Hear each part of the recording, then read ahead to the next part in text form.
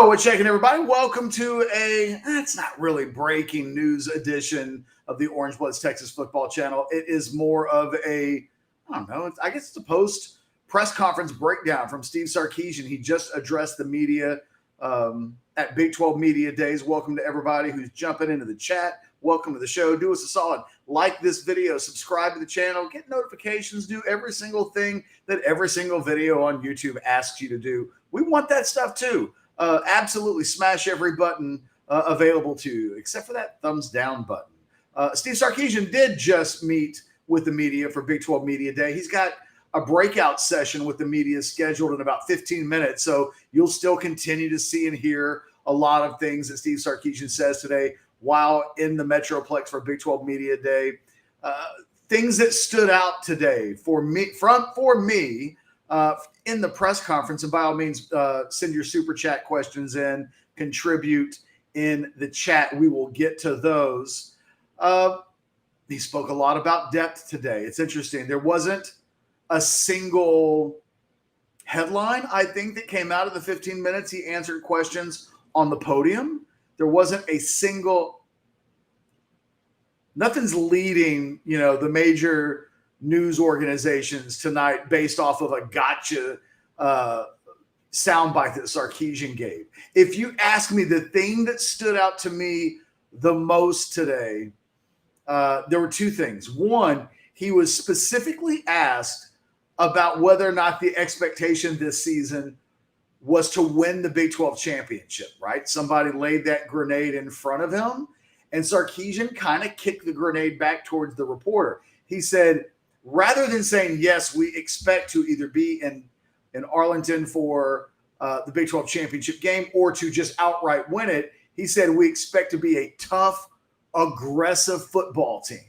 And then it was very meta. It was, if we do that, then we put ourselves into a position to be in a championship game. But every single day, we got to come out and do the right things. And it was very process oriented. It was, and I might normally nitpick Sark for not coming right out and saying, yes, we expect to be in Arlington playing for the Big 12 championship game.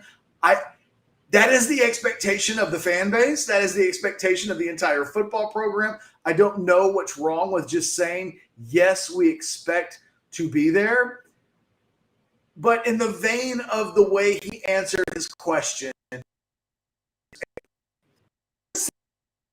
we're that team yet.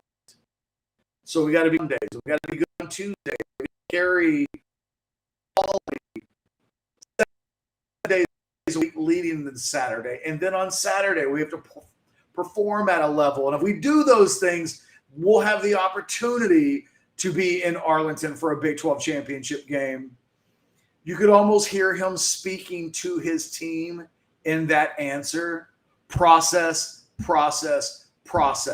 There's not any cutting quarters. You can't be good on Saturdays while you're bad during the week. So it was, again, a little bit of a meta answer from Steve Sarkeesian, but one that you can completely understand given the fact that this was a team, that didn't have a big season a year ago, that didn't ultimately play in a Big 12 championship game. For a team still looking to take the steps, it's probably the right answer, especially if you're trying to speak to your team through the media. But yet we all know the expectations are to be in Arlington for the Big 12 championship game later this season. And Sark didn't come right out and say those were also his expectations. Another thing that stood out to me, that he came out and said Quinn Ewers is a first-round draft pick. And, baked inside of the question was the implication that Quinn Ewers was a first-round draft pick in the upcoming NFL draft. Steve Sarkeesian didn't say, well, we might want to get 2 more years out of him. He's still developing. We probably shouldn't be talking about first-round draft pick. He flat out said, yes, he's a first-round draft pick. And then, before that, really spoke to Quinn's commitment to be a better football player, to work out more, to jump into the playbook more, to lead more, to be an alpha more, was the main message from Sarkeesian as it related to Quinn Ewers, other than the first round part, because I don't know how many times I've seen coaches come out and say, yes, Lincoln Riley will do it for, a Heisman Trophy quarterback in Caleb Williams. You probably see Mac Brown do it with a Drake May. Those guys have played well. Those guys have been all-stars in their college careers at this point. It makes sense to flat out say that Quinn Ewers is a first-round pick before the maturation in games has taken place in front of our very eyes was an interesting point. Jay Lee jumps into the super chat. Welcome, Mr. Lee. Thank you for jumping into the super chat. Again, guys, if you want to get your comment or question on right away, the best way to do that is through the super chat. Would you rather go to the playoffs this year and have a mass exodus of our players to the NFL, or come up a little short and a few key guys return? Jay, what is this turning down like a bird in the hand stuff? Texas hasn't had a bird in the hand to what you're talking about in half a generation. I mean, it's been 14 years.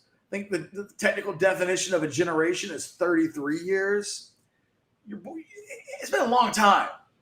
Every high school kid making his decision today about where they want to go play college, they do not remember in their lifetimes Texas being consistently good.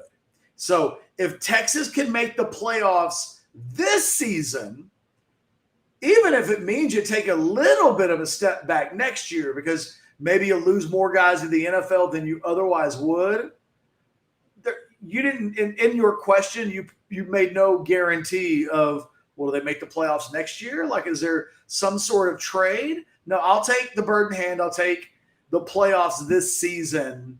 And if it means that in 2024 they went 8-4, I don't know. I'm just throwing that out there, right? Something that would not put them into the playoffs in 2024.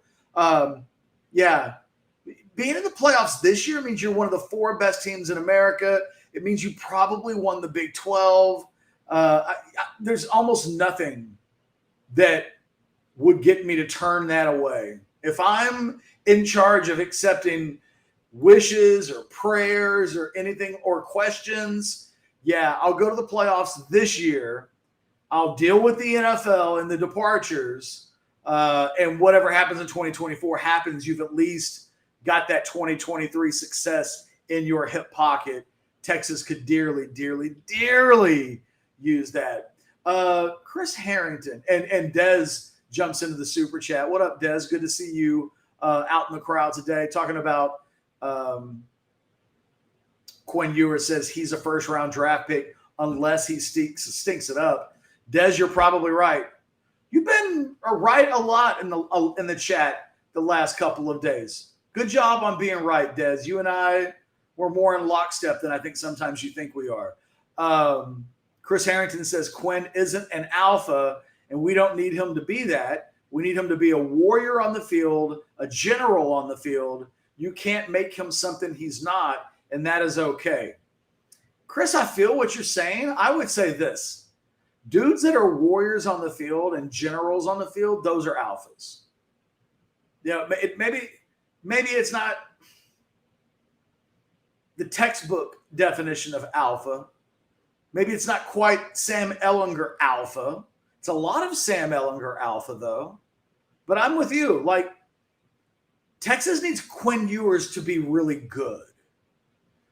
They don't necessarily need him to be the spiritual leader of this team. Vince Young was the spiritual leader of this team, of his team back when it won a national championship. Colt had a little bit of that as well. I don't think as much as Vince did. But Texas needs Quinn Ewers to be a badass football player. Forget about alpha stuff. If he plays really well, let other guys be alpha leaders, and Texas will compete and probably win a Big 12 championship if Quinn's a badass on the field. In terms of if he's statistically fantastic, I don't care about all that other stuff. Let NFL teams worry about that. His play on the field will determine where Texas goes this season. And I think Sarkeesian seems to have a sense of that. And he's building – Humpty Dumpty's been pieced back together again. And Sarkeesian is telling us that there's almost nothing more that Quinn Ewers could have done this offseason in the name of improving himself. Mind, body, soul, he's given everything. But we still have to see it on the field in games that matter, and those will be the tests that determine this team season. I think we know that Quinn Ewers is going to go into the NFL draft, so how is his career remembered? He's not totally different than some of the high-level NBA prospects that over the course like the last 15 years or so, you think about a guy like Mo Bamba or the list it goes on and on, Miles Turner. Those guys end up being lottery picks. They end up being really good pros. You think about a guy like Miles Turner, like he's a really good pro. But when we think back on their college careers, Miles Turner wasn't even in the starting lineup, much to almost everybody's chagrin. It was a whole lot of Rick Barnes and what are you doing? But, not a lot of meat on the bone with how we remember them in college. If we're going to remember Quinn Ewers in college, he has to have a big season. Just being a first-round draft pick makes him a guy that you get to point at during the NFL drafts and say, hey, we had a first-round draft pick. That streak is over. It's more about ending streaks and just being able to say we had an offensive player drafted and a skill position drafted and a quarterback drafted. And it was the first time that it's happened since 2010. Or I guess Sam Ehlinger technically a couple of years ago. But I'm thinking about Vince as a first-round pick in 2016. Haven't had that at the quarterback position. But how he fills in the blanks this season is how we will remember him. Is he worthy of Mount Rushmore discussion? He's certainly going to have to win a Big 12 championship to be, that just puts him in kind of the James Brown level of conversation with regards to like where you rank all times in the University of Texas hierarchy as a quarterback. Des, I'm coming back to you again because I completely agree. I'd rather have a quiet quarterback than a beast than Sam. Sam wasn't just meh, but Sam wasn't great. And I think we talked about Sam like he was great at times, but he wasn't great. He was pretty good. At times, very good. At times, at his very best, great. But that's not what he was week to week. And he still ends up being one of the top 5 or 6 quarterbacks in the history of the program. Lots of records and things like that. But for all of that alpha stuff that Sam oozed, he didn't win anything. The Sugar Bowl, yes. Championships knocked on the door, but never quite huffed and puffed and blew that thing down. Tap the Break says, don't you dare say a bad thing about James Brown. Where am I talking about James Brown? I love James Brown. James Brown has an entire chapter in the book that I wrote about Texas football more than a decade ago. I love me some James Brown. He's on my Mount Rushmore of Texas quarterbacks. Don't worry. You won't ever hear me say a bad thing about James Brown too, bro. Just so you know, I ride and die with JB. Let's see. Hi, Hunter. I don't know if that's a bot or not, but cute blonde says hi. You say hi back. By the way, we're doing this video right now. I remind everybody, slam that like button, subscribe to the channel, do those things if you haven't already done so. In about an hour, we're expecting Louisiana Lafayette, Louisiana defensive lineman Melvin Hills to announce his decision. We think very good chance, dare I say at least 85% chance that Melvin Hills announces a commitment to Texas in the next hour, a little more than maybe the next hour.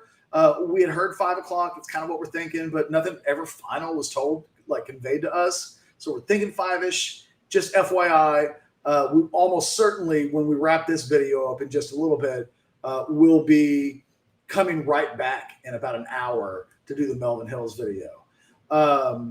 Jay Lee asks, always wondered what's the stuff behind you. So these are Liverpool soccer cards that I collect. It's very nerdy, but they're very high end. Most of the cards that you see behind you are all one of ones. And then above my head, and they're slightly not straightened. I've got to figure out a way to straighten those things.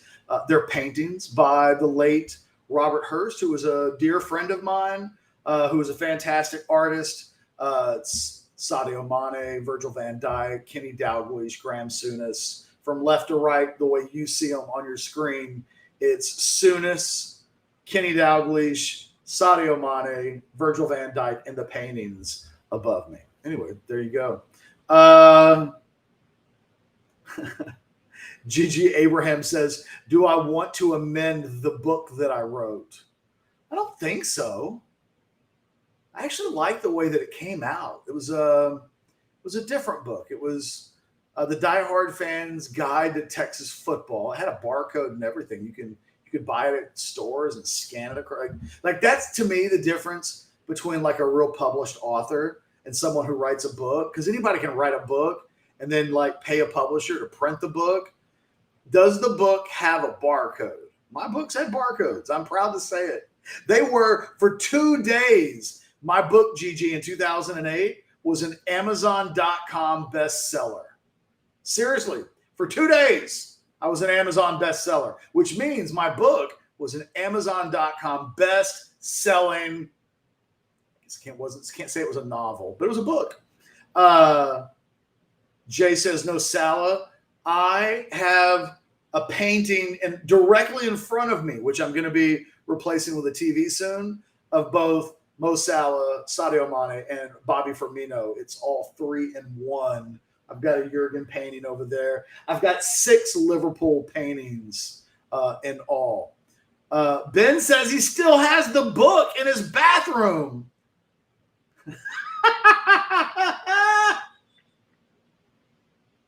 It is the perfect bathroom book.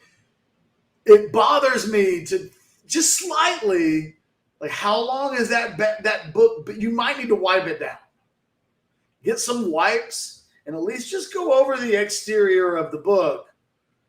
It came out in 2008.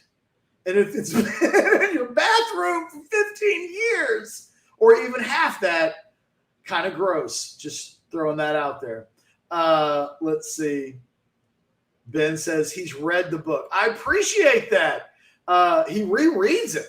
Hey, my favorite chapters in the book are actually the James Brown chapter. And I really like the 2005 national championship game, kind of the oral history of that game. But the Johnny Lamb Jones chapter is probably my favorite chapter in that book. And for those of you that don't know about this book, because it came out in 2008, you can go to Amazon, it's still available. You can go to eBay, it's available. And what's funny is every time I go into a used bookstore in Austin, I'll go into Half Price Books. Even now, I'll sometimes go into Half Price Books, and I'll find like 5 of them in there, which is weird because they do rotate. It's like, did 5 people really come in and like ditch my book in the same month? Kind of strange. But yeah, it's out there if you want to check it out. Can we get back to nerding out on Texas football? John, I didn't ask the questions. Real quick, a couple of other things from today's press conference. Just so you know, again, it's 4:00 Central now. You're going to start seeing quotes from the players and from Sarkeesian on social media, certainly on Orangebloods, of things that didn't happen during the press conference. From 4 to 5 o'clock, all of the Texas contingent takes part in what's called a breakout session, which means they're basically talking to the media, but off the podium. So FYI, don't be surprised if stuff starts getting said right now, stuff that we're not talking about. The other thing that I want to focus on real quickly, sorry, somebody sent me a message. Let me just check this real quick. Sometimes when the Slack hits, I need to just make sure that I haven't forgot anything. Okay, I'm good.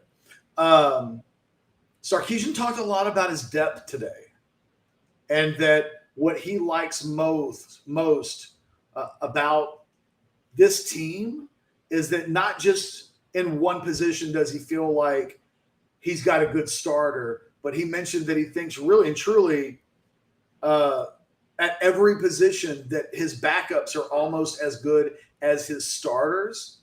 And he feels like, in his mind, finally he has a team where he can make that claim. He thinks that depth will push the starters to be better. It will push the backups to be better. It will elevate the team. And all of that was somewhat centered on how much he thinks his team is more readier to reach for and grab the expectations and the demands that come with playing at Texas football. Chris Harrington jumps into the super chat because we will go to the super chats. He says, who is my favorite current player? Who is my number one breakout player this year without using Anthony Hill? My number one favorite player is Jordan Whittington. There is a depth and openness to him as a human being that I admire. When we did our NIL deals with Jordan Whittington, and he spoke openly about his depression that he has been fighting like throughout his career as a Texas player, and kind of going through injuries and not being able to play and the stress. And I just love the guy. I love the guy as a human being. I want, as a human being, for him to have success. I will smile and feel good at every step of life in which Jordan Whittington achieves success, because I just think he's an awesome kid, an awesome young man. He's got a good heart. He talks about things that matter, that go beyond football, and I just deeply respect that. My number one breakout player, not using Anthony Hill, God, they're all over the field. I think C.J. Baxter at running back, Jonte Cook at wide receiver. There are a couple of offensive linemen that could break out. Cam Williams could break out. Basically, everybody from that 2022 class that's not named Kelvin Banks could be a guy that starts to break out this year. On the defensive side of the ball, can Ethan Burke be that guy? He's almost certainly going to be the starting edge player. Can he elevate? Does Barron Sorrell count as a guy that could break out? Because he really wasn't an all Big 12 player a year ago. I think he could be first team all Big 12 this year. I think there are guys in that secondary that can be breakout players. Chris, the beautiful thing about this team is that I think it's stocked with guys who could be breakout players, and guys that end up being all Big 12, sneaky All-American selections, freshman All-American selections. It's a program loaded with guys that could break out. Glenn says, Gundy says, stop complaining. I don't even know what that's about. Gundy he's 20 years older than he's actually old. Don't ask me about what was this thing today? Don't ask me about the portal or NIL, because that's like talking about politics and religion. Is it really, Coach? Really? Coach Gundy? Is the subject of NIL and the portal, is it really like politics and religion? Really? I mean, really? Mike Gundy. Thing is, the thing I will say about Mike Gundy, he's authentic. What you see with Mike Gundy is what you get. But him saying, well, why did you have all of these transfers this past season? Rather than take any accountability and say, you know what, things weren't quite great in our program, and from me to the players, things needed to be changed. Instead, Gundy's reaction was, it's a sign of the times. Okay, you're right, Coach. You're right. Sure, it's everything but you. And yes, NIL and the portal, it's like talking about abortion. Same thing. It's like talking about Supreme Court Senate hearings. You're right. It's exactly the same.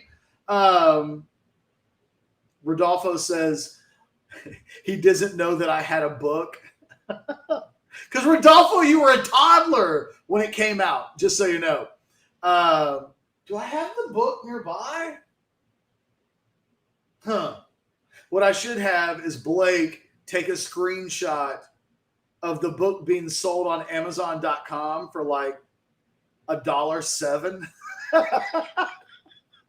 Blake, if you can do it in the next 5 minutes, go to Amazon and do a search on a Die Hard fans book, or I forget, a Die Hard fans book on Texas Longhorn football.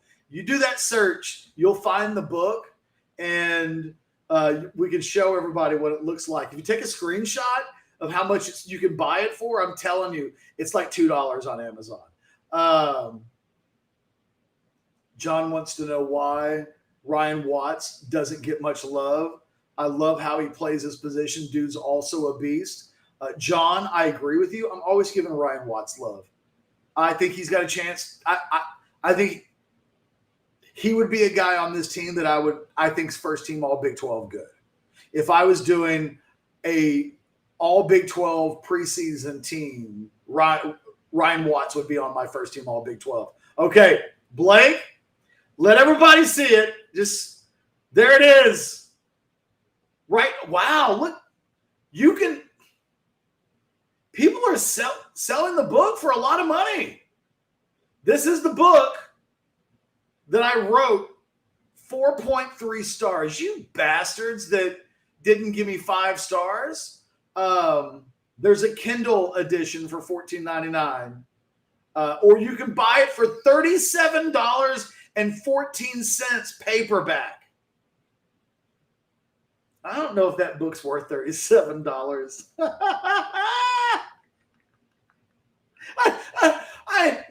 Maybe Amazon's not the place to buy that book from 2008, but just in case any of you needed proof that once upon a time I was a published author.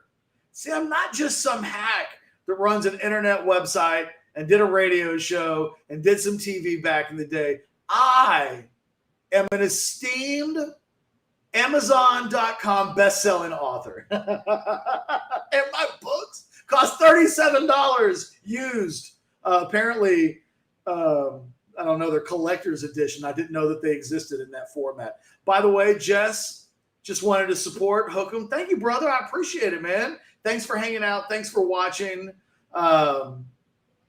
Texas Boy wants to know, why do you think Texas never went after Mike Gundy? Oh, my God. First and foremost, he hates recruiting. And the University of Texas can never, ever, ever, ever, ever hire a head coach that hates recruiting. Gundy is like, hey, who do I not have to work hard for? This 3-star over here, cool. Bring him over. He's as good as anybody else. I'll make it work. He doesn't love recruiting. He wouldn't be able to recruit like Sarkeesian, elite of the elite guys. And for that reason, it's why he's always stayed in Stillwater. It works for him there. I don't think it would work in the land of the SEC. You know, in the Big 12, the talent, there's not a huge difference truly in the talent bases inside the Big 12. If you can't recruit well in the SEC, it shows up. All right, last question of the day. Rodolfo says, actually, we may do one more. 37-14 Pluckers or Catches book. Rodolfo, I'm gonna go Pluckers. I'm gonna say 37-14 at Pluckers is getting you like a 10 wing combo. You're probably getting some Holy Mac with that. Go have a good night at Pluckers. I'll see if I can find a book in my basement. I don't have a basement, but somewhere I got to be able to find a book that doesn't cost you $37.14. Let's see. Cotton says, last thing, I'll let Cotton have the final word. Gundy was also great at identifying top end 3 and 4 stars. No, Cotton, I think he's great at identifying top end 2 and 3 stars. He's really good at identifying guys under the radar who he thinks will fit his schemes and his system, and that he's really good at identifying and developing those players. As much as like as much as I don't want to hang out with Mike Gundy, you'll find that Anwar and myself and the guys over at Orangebloods.com, we have a hell of a lot of respect for Mike Gundy as a coach. Absolutely. John Flores says, I think he's saying that if I pay John $37.14, he'll take a signed copy. That's the way it kind of works these days. But you guys didn't have any idea that I'd written a book before. A few of the chapters are actually good and coherent. Only 5 left in stock on Amazon. That's why they're so expensive. They're finally, after 15 years, they're running out of copies. Okay, guys, I got to go. I'm going to wrap this bad boy up. Thanks for hanging out in the chat. We will almost certainly be back in about an hour when Melvin Hills makes his decision in recruiting. Be on the lookout for that. But until then, hit that smash the like button, subscribe to the channel. Get notifications. And oh, by the way, little tease. Be on the lookout for some developments here on the channel over the course of the next few weeks. Exciting things in front of us. I'll tell you more when I'm in a position to do so. But we're excited about the direction of the channel going into the season. I'll see you guys in an hour.